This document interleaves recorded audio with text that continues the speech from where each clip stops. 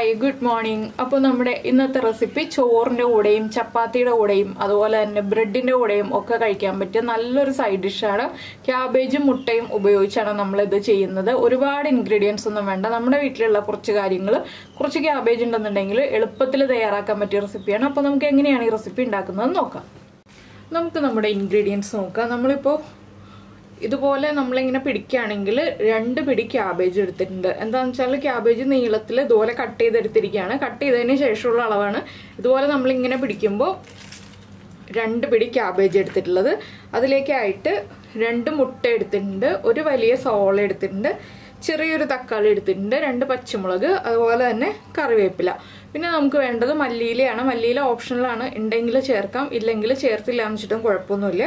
അപ്പോൾ ആദ്യം നമുക്ക് ഈ സവോളയും തക്കാളിയും ഒന്ന് ഇതുപോലെ തന്നെ നീളത്തിൽ കട്ട് ചെയ്തെടുക്കുക. ഇത്രയും തിക്നെസ്സോട് കൂടിയല്ല, തിക്നെസ് കുറച്ചിട്ട് നീളത്തിൽ കട്ട് ചെയ്തെടുക്കാം. അതിനുശേഷം നമ്മുടെ കറി റെഡിയാക്കാൻ തുടങ്ങാം. വളരെ എളുപ്പമാണ് ഈ ഒരു റെസിപ്പി ഉണ്ടാക്കാനായിട്ട്. അപ്പോൾ ഞാൻ ബാക്കിയുള്ളതൊക്കെ കട്ട് ചെയ്തെടുക്കട്ടെ. ക്യാബേജ് കഴുകി വൃത്തിയാക്കിയതിന് ശേഷം എടുത്തിരിക്കുന്നതാണ്. നമ്മൾ കട്ട് ചെയ്ത് വെള്ളത്തിൽ ഇട്ട് വെക്കുക കുറച്ച് സമയം, അതിനുശേഷം കഴുകി വൃത്തിയാക്കി എടുക്കുക.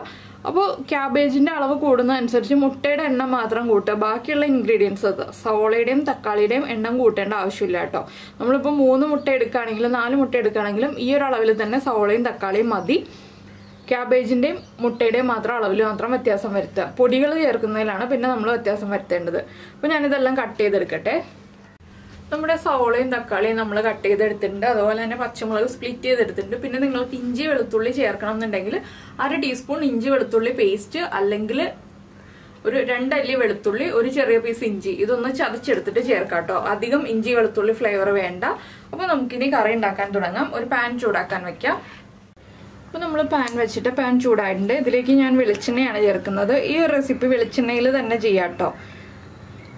ഏകദേശം ഒരു 2 ടേബിൾ സ്പൂൺ വെളിച്ചെണ്ണ ചേർക്കണം. എന്താണെന്ന് വെച്ചാൽ നമുക്ക് മുട്ടയും എല്ലാം ഇതിൽ തന്നെയാണ് ചെയ്യാനുള്ളത്. വേറെ ഞാൻ എക്സ്ട്രാ ഓയിൽ ആഡ് ചെയ്യുന്നില്ല. അതുകൊണ്ടാണ് നമ്മൾ ഇതിൽ തന്നെയാണ് ചെയ്യുന്നതെന്ന് പറഞ്ഞത്. അപ്പോൾ നിങ്ങൾ ഇഞ്ചി വെളുത്തുള്ളി ചേർക്കുന്നുണ്ടെങ്കിൽ ആദ്യം ഇഞ്ചി വെളുത്തുള്ളി ചേർക്കുക. ജിഞ്ചർ ഗാർലിക് പേസ്റ്റാണ് ചേർക്കുന്നതെങ്കിൽ സവോള ഒന്ന് വാടി വന്നതിന് ശേഷം ജിഞ്ചർ ഗാർലിക് പേസ്റ്റ് ചേർക്കുക. ഞാനിപ്പോൾ ആദ്യം സവോളയാണ് ചേർക്കുന്നത്, ജിഞ്ചർ ഗാർലിക് പേസ്റ്റ് ചേർക്കാത്തത് കൊണ്ട്. അപ്പോൾ സവോള കുക്കാവുന്നതിന് മുന്നേ തന്നെ ജിഞ്ചർ ഗാർലിക് പേസ്റ്റ് ചേർക്കുകയാണെങ്കിൽ അത് കരിഞ്ഞു പോകും.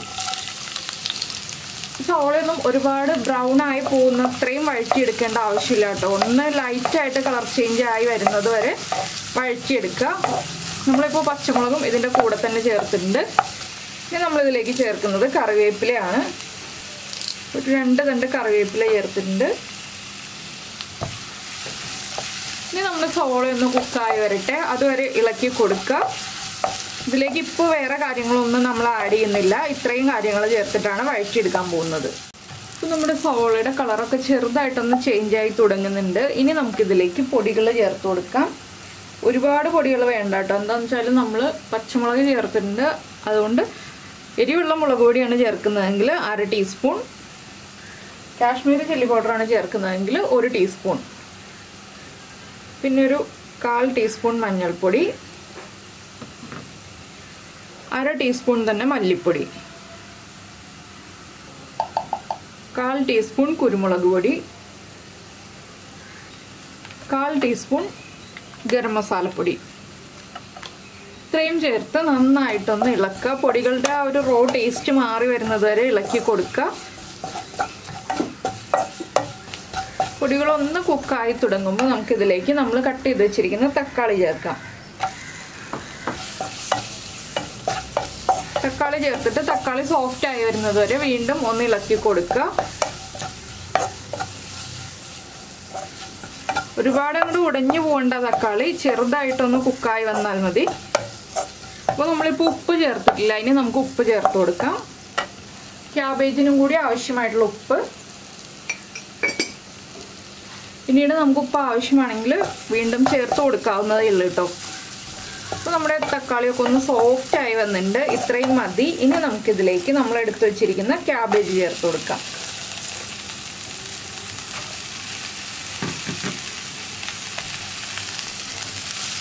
ക്യാബേജ് ചേർത്തിട്ട് നന്നായിട്ട് ഇളക്കി മിക്സ് ചെയ്യാം.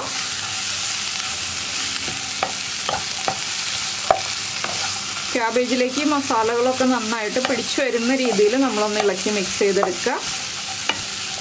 ഇനി നമുക്ക് സാധാരണ ക്യാബേജ് കുക്ക് ചെയ്യുന്ന പോലെ ഇതൊന്ന് അടച്ചു വെച്ച് കുക്ക് ചെയ്യണം. കുറച്ച് വലിപ്പത്തിൽ കട്ട് ചെയ്തിരിക്കുന്നതുകൊണ്ട് ഒന്ന് അടച്ചു വെച്ച് കുക്ക് ചെയ്താലേ കറക്റ്റായിട്ട് കുക്കായി കിട്ടുള്ളൂ. അപ്പോൾ ഞാനിതൊന്ന് അടച്ചു വയ്ക്കട്ടെ.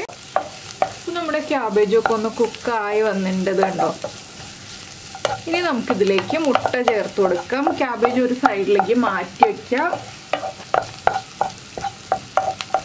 ഫ്ലെയിം കുറച്ച് വെക്കാം കേട്ടോ. ഈ സമയത്ത് ഓയിൽ കുറവാണെന്നുണ്ടെങ്കിൽ നമുക്ക് കുറച്ച് വെളിച്ചെണ്ണ ഈ ഭാഗത്ത് ഒഴിച്ചു കൊടുത്തിട്ട് നമ്മുടെ മുട്ട പൊട്ടിച്ച് വയ്ക്കാം. ഞാനിപ്പോൾ വെളിച്ചെണ്ണ ഒഴിച്ചു കൊടുക്കുന്നില്ല. ഫ്ലെയിം കുറച്ച് വെക്കണം എന്നുള്ളത് ശ്രദ്ധിക്കുക.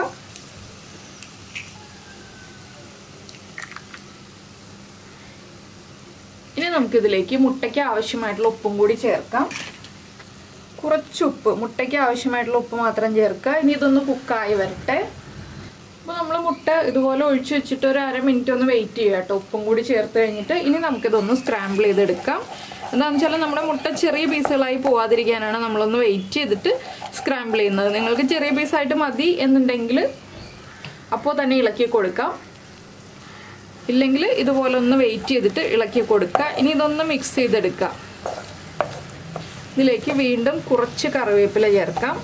ഒരു തണ്ടും കൂടി ഞാൻ കറിവേപ്പില ചേർത്തിട്ടുണ്ട്. ഇനി നന്നായിട്ടൊന്ന് ഇളക്കി മിക്സ് ചെയ്യുക. അപ്പോൾ മുട്ടയിലേക്ക് ഉപ്പ് ചേർക്കാൻ മറന്നു പോരുത്. എന്താണെന്ന് വെച്ചിട്ടുണ്ടെങ്കിൽ നമ്മുടെ റെസിപ്പിക്ക് ഉപ്പുണ്ടാവില്ല, കറക്റ്റ് ആയിരിക്കില്ല, മുട്ടയുടെ ടേസ്റ്റ് അത്ര സുഖം ഉണ്ടാവില്ല ഉപ്പ് ചേർക്കാൻ മറന്നു പോയിട്ടുണ്ടെങ്കിൽ. ഇനി ഇത് വീണ്ടും നമുക്കൊന്ന് അടച്ചു വെച്ച് കുക്ക് ചെയ്തെടുക്കാം. ഒരു മിനിറ്റ് ഒന്ന് അടച്ചു വയ്ക്കാം. മീഡിയം ഫ്ലെയിമിൽ തന്നെ വെച്ചോളൂ, ചെറിയ ഫ്ലെയിമിൽ വെക്കേണ്ട. അപ്പോൾ ഒരു മിനിറ്റ് കഴിയുമ്പോൾ നമുക്കൊന്ന് തുറന്ന് ഇളക്കി കൊടുക്കാം.